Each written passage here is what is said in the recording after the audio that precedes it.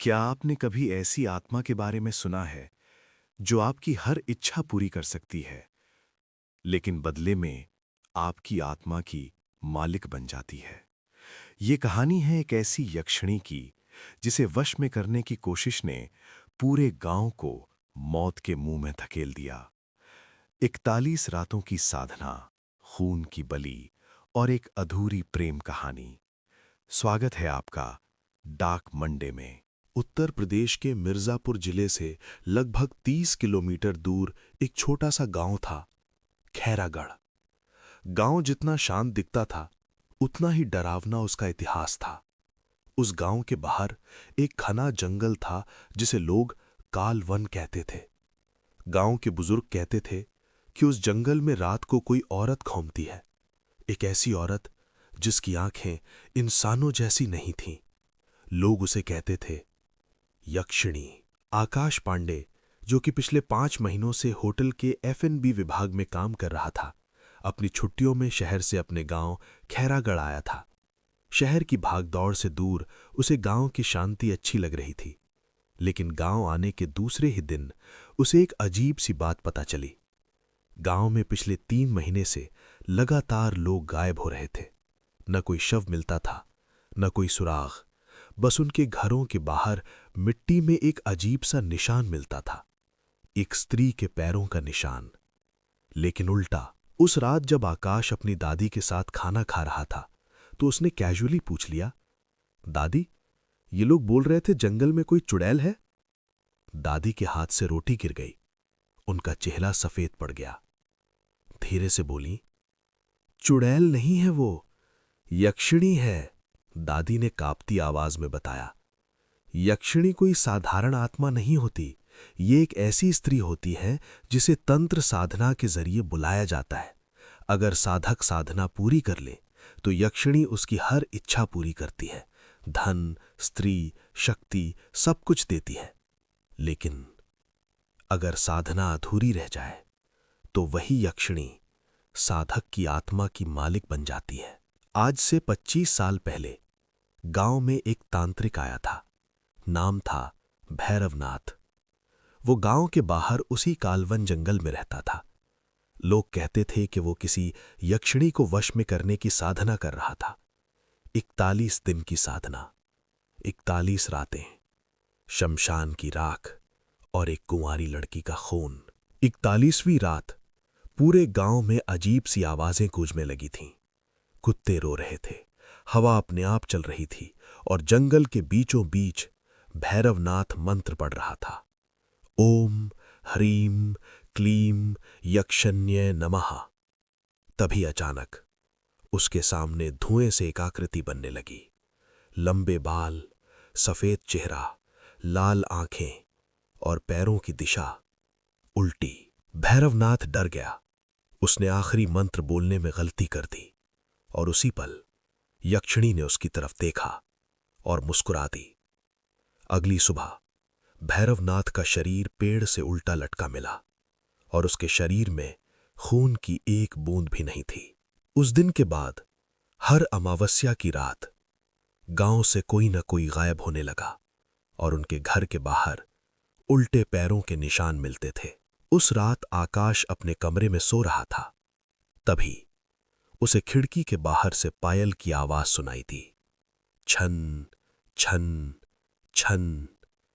उसने सोचा शायद कोई गुजर रहा होगा, लेकिन जब उसने खिड़की से बाहर देखा तो उसका दिल धड़कना बंद हो गया, क्योंकि वहां एक औरत खड़ी थी, सफेद साड़ी में, लंबे खुले बाल और उसके पैर उल्टे थे।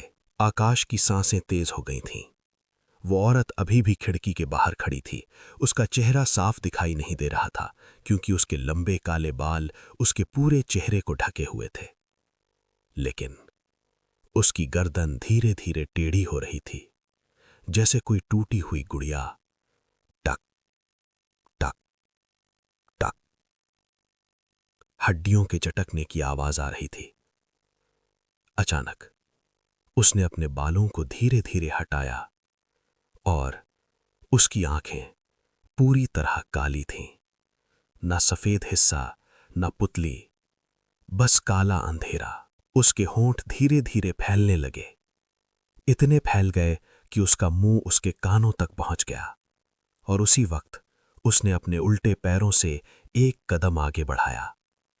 छन छन, पायल की आवाज अब और तेज हो चुकी थी। आकाश पीछे हट गया, लेकिन खिड़की अपने आप खुल गई, जैसे किसी ने उसे बाहर से धक्का दिया हो। हवा अंदर आने लगी। कमरे का तापमान अचानक बहुत ठंडा हो गया और उसी पल वो औरत खिड़की के अंदर आ गई। वो आकाश के बिल्कुल सामने खड़ी थी। उसकी ऊंचाई लगभग 7 फीट थी। उसके हाथ असामान्य रूप से लंबे थे, उंगलियां इतनी लंबी कि जमीन को छू रही थीं, और उसके नाखून लोहे जैसे काले। उसने धीरे से अपना मुंह खोला और एक ऐसी आवाज निकाली जो इंसान की नहीं हो सकती थी। तुम वापस आ गए। आकाश का दिल बैठ गया। वो समझ नहीं पा रहा था उसने ऐसा क्यों कहा। वापस? आकाश ने हिम्मत जुटाकर पूछा। कौन हो तुम? वो हंसने लगी, लेकिन उसकी हंसी किसी इंसान जैसी नहीं थी, जैसे एक साथ कई औरतें हंस रही हों। तुम्हें याद नहीं भैरव? आकाश के पैरों तले जमीन खिसक गई। भैरव? वो तो 25 साल पहले मरा हुआ तांत्रिक था, तो ये उसे भैरव क्यों बुला रही थी? यक्षिणी ने अपना हाथ आगे बढ़ाया और आकाश के माथे को छू लिया। जैसे ही उसकी उंगली आकाश के माथे से लगी, उसे एक के बाद एक दृश्य दिखाई देने लगे। शमशान, अग्नि, मंत्र, खून, और वो खुद भैरवनाथ के रूप में। आकाश कोई साधारण इंसान नहीं था, वो भैरवनाथ का पुनर्जन्म था। और 25 साल पहले उसने जो साधना अधूरी छोड़ दी थी, यक्षिणी अभी भी उसका इंतजार कर रही थी। यक्षिणी ने फुसफुसाकर कहा, इस बार साधना पूरी करो, या फिर हमेशा के लिए मेरे साथ चलो। अगली सुबह आकाश अपने कमरे में नहीं था। उसकी खिड़की खुली हुई थी और जमीन पर बने थे 2 जोड़ी पैरों के निशान, एक आकाश के और दूसरे उल्टे। सुबह जब आकाश के घर वालों ने देखा कि उसका कमरा अंदर से बंद नहीं था, तो उन्हें कुछ अजीब लगा। दरवाजा खुला था, खिड़की खुली थी, लेकिन आकाश गायब था। उसकी दादी सबसे पहले कमरे में पहुंची। जैसे ही उन्होंने जमीन की तरफ देखा, उनकी चीख निकल गई। मिट्टी पर साफ दिखाई दे रहे थे 2 जोड़ी पैरों के निशान, एक आकाश के जूतों के और दूसरे नंगे पैर, लेकिन उल्टे। कुछ ही घंटों में यह खबर पूरे खैरागढ़ में फैल गई। लोगों ने कहना शुरू कर दिया, यक्षिणी फिर से जाग गई है, इस बार वो अपने साधक को लेने आई है। गांव के कुछ लोग आकाश को ढूंढने के लिए कालवन जंगल की तरफ गए। जैसे जैसे वो अंदर बढ़ते गए, उन्हें एक अजीब सी गंध आने लगी, जली हुई लकड़ी और सड़े हुए मांस की। जंगल के बीचों बीच एक पुराना बरगद का पेड़ था। उसी पेड़ पर 25 साल पहले भैरवनाथ की लाश उल्टी लटकी मिली थी, और आज उस पेड़ के नीचे किसी ने ताजा हवन किया था। जमीन पर शमशान की राख बिखरी हुई थी और बीच में एक गोल घेरा बना हुआ था, तंत्र साधना का घेरा।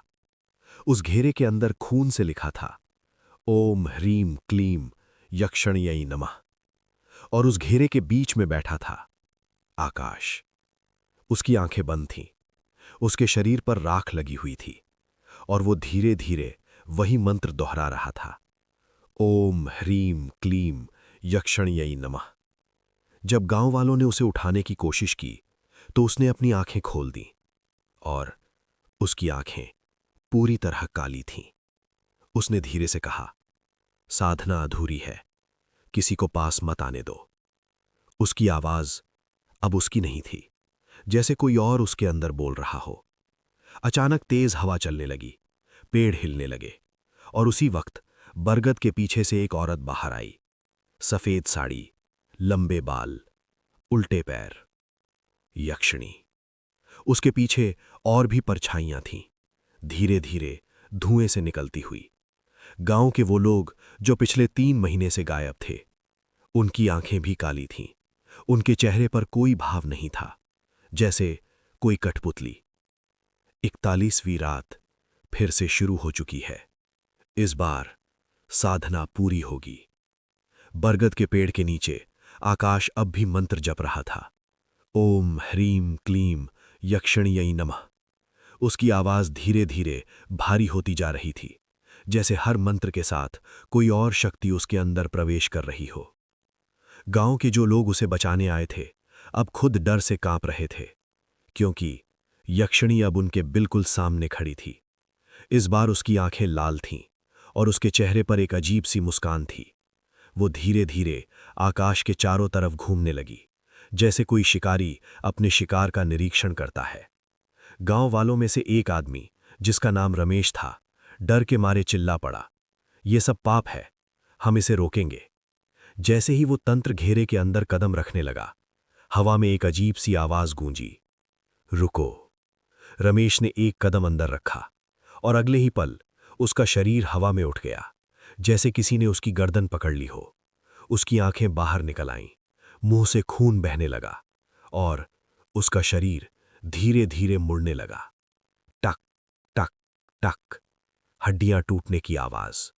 गांव वालों के सामने ही उसकी गर्दन 180 डिग्री घूम गई और उसका शरीर जमीन पर गिर पड़ा, मरा हुआ। उसका खून धीरे धीरे बहकर तंत्र घेरे के अंदर पहुंच गया, और जैसे ही वो खून घेरे के अंदर बने यंत्र को छुआ, वो चमकने लगा। यक्षिणी खुश थी। उसने अपनी जीभ बाहर निकाली और खून को चाट लिया। उसने कहा, पहली बलि स्वीकार है। आकाश अब जमीन से ऊपर उठ चुका था। उसका शरीर हवा में तैर रहा था। उसके हाथ अपने आप फैल गए और उसकी पीठ पर धीरे धीरे काले निशान बनने लगे। यक्षिणी ने गांव वालों की तरफ देखकर कहा, अब 41 दिन तक हर रात एक बलि।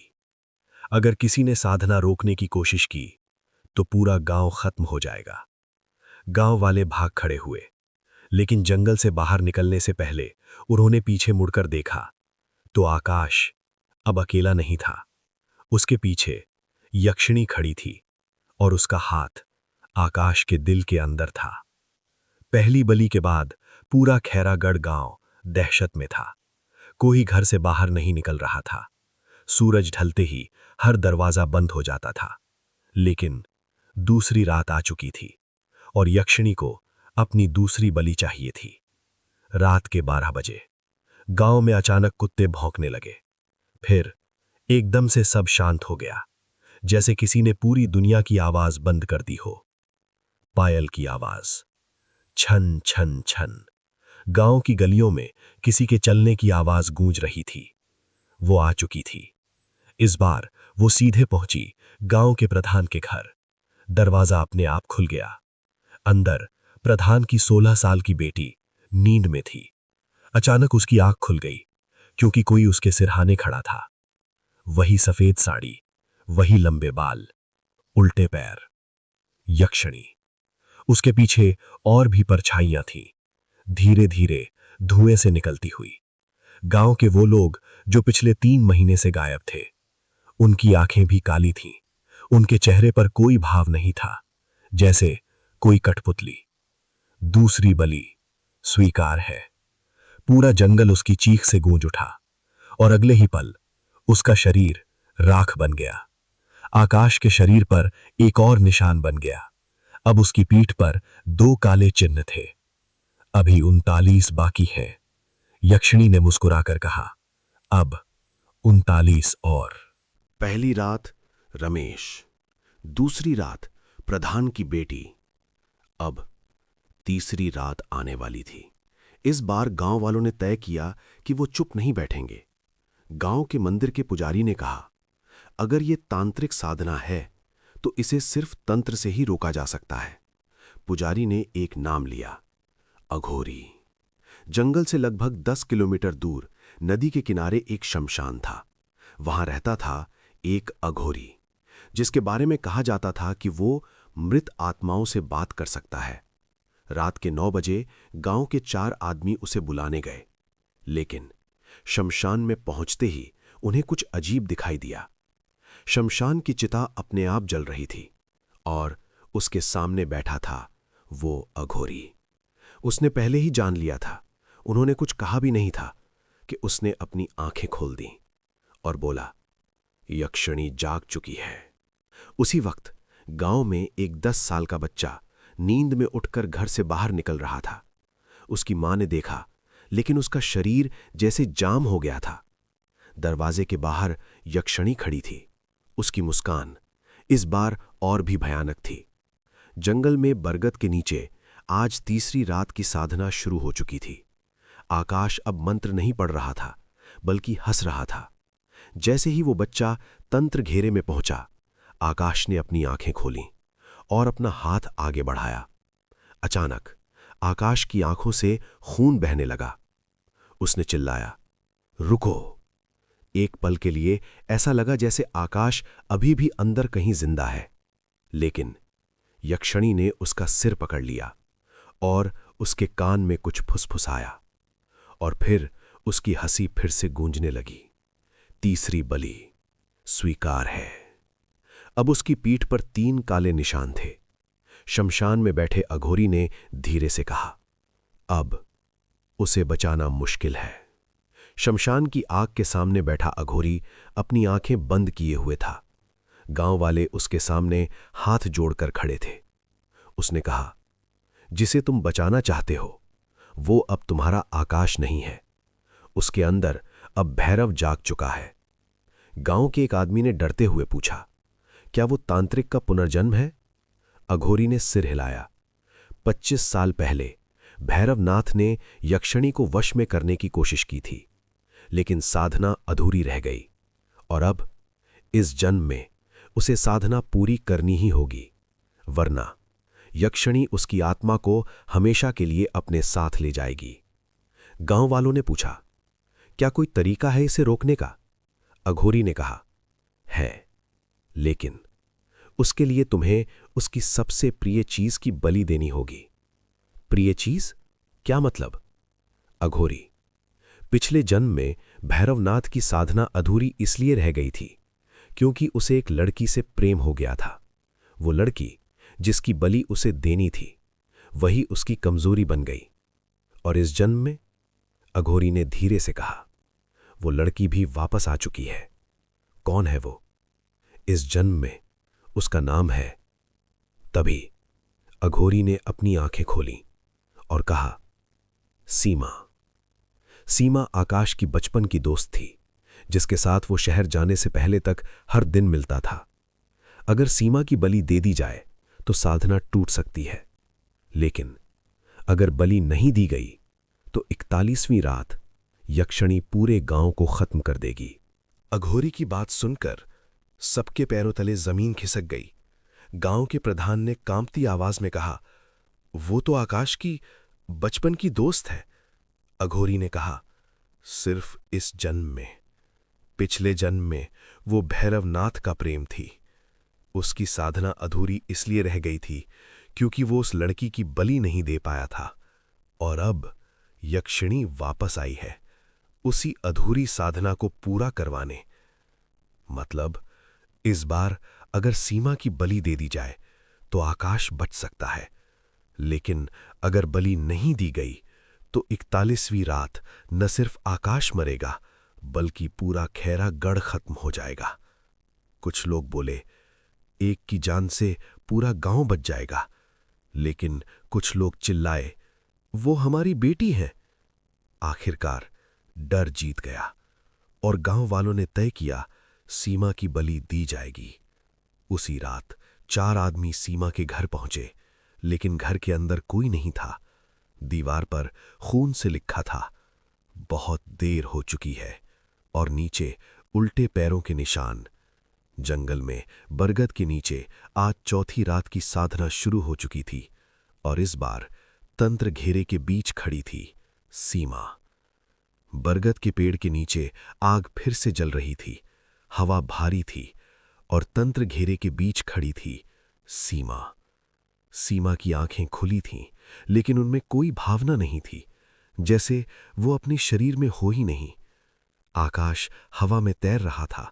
उसके शरीर पर अब 4 काले निशान बन चुके थे। यक्षिणी उसके पीछे खड़ी थी। उसका हाथ आकाश के सिर पर था, जैसे वो उसे नियंत्रित कर रही हो। 5वीं रात, 5वीं बलि। तभी आकाश की आंखों से आंसू गिरने लगे। एक पल के लिए सीमा की आंखों में हरकत हुई, जैसे उसे कुछ याद आया हो। बचपन, खेल, हंसी, दोस्ती। उसने कहा धीरे से, आकाश। आकाश चिल्लाया, भागो! लेकिन उसकी आवाज के साथ ही उसके मुंह से खून निकलने लगा। यक्षिणी गुस्से में थी। उसने आकाश की गर्दन पकड़ ली और कहा, प्रेम फिर से तुम्हारी कमजोरी बन रहा है। इस बार क्या तुम फिर से साधना अधूरी छोड़ोगे? आकाश की आंखें अब पूरी तरह काली हो चुकी थीं। उसने अपना हाथ उठाया और सीमा की तरफ बढ़ा दिया। सीमा रो रही थी, लेकिन उसका शरीर हिल नहीं रहा था। 5वीं बलि स्वीकार है। पूरा जंगल गूंज उठा। सीमा की चीख पूरा कालवन जंगल गूंज उठा। आग और तेज जलने लगी।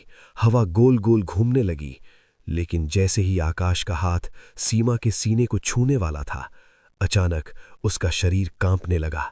उसके दिमाग में 2 आवाजें गूंज रही थीं, साधना पूरी करो, उसे मार दो, और दूसरी, वो सीमा है, तुम उससे प्यार करते हो। उसकी एक आंख काली थी और दूसरी धीरे धीरे सामान्य हो रही थी। यक्षिणी चिल्लाई, नहीं। उसने आकाश के सीने में अपना हाथ डाल दिया और उसका दिल पकड़ लिया। आकाश की चीख निकल गई। उसने कहा, अगर तुमने बलि नहीं दी तो मैं खुद उसे मार दूंगी। और उसी पल सीमा हवा में उठ गई। उसकी गर्दन धीरे धीरे मुड़ने लगी। टक टक टक। आकाश चिल्लाया, रुको! उसने अपनी आंखें बंद कर लीं और मंत्र पढ़ना शुरू कर दिया। ओम ह्रीम क्लीम यक्षण्ये नमः। लेकिन इस बार उसने आखिरी शब्द बदल दिया। नमः की जगह विनाशाय। तंत्र घेरा अचानक जल उठा। आग काली हो गई। यक्षिणी चीख उठी, तुमने मंत्र बदल दिया।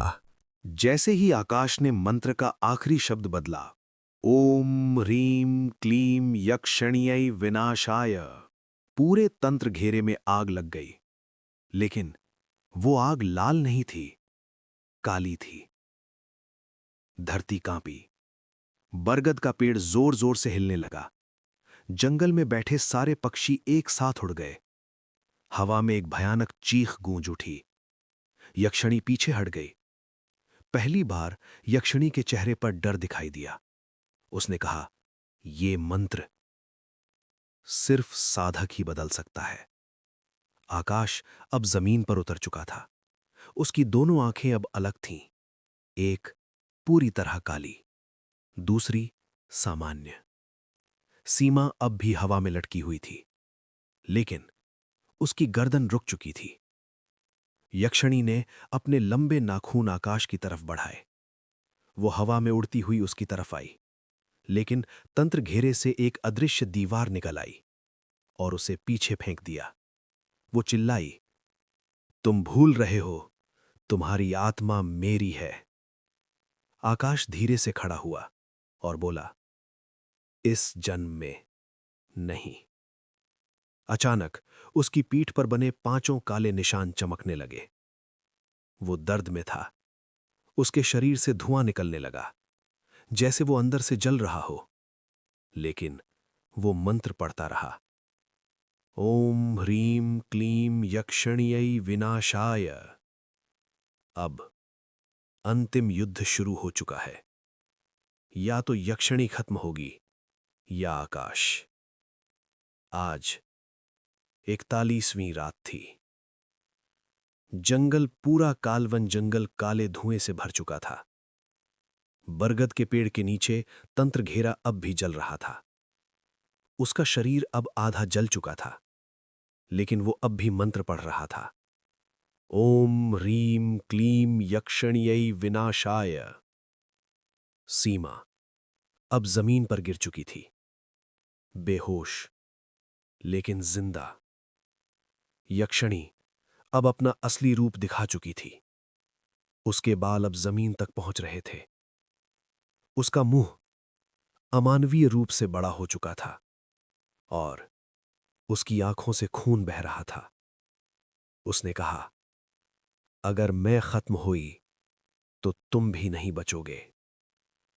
आकाश धीरे से मुस्कुराया और बोला, इस बार साधना अधूरी नहीं रहेगी। उसने अपनी हथेली काटी और अपने खून से तंत्र घेरे के बीच लिखा, स्वाहा। पूरा घेरा अचानक चमकने लगा। यक्षिणी चीखी, उसका शरीर जलने लगा।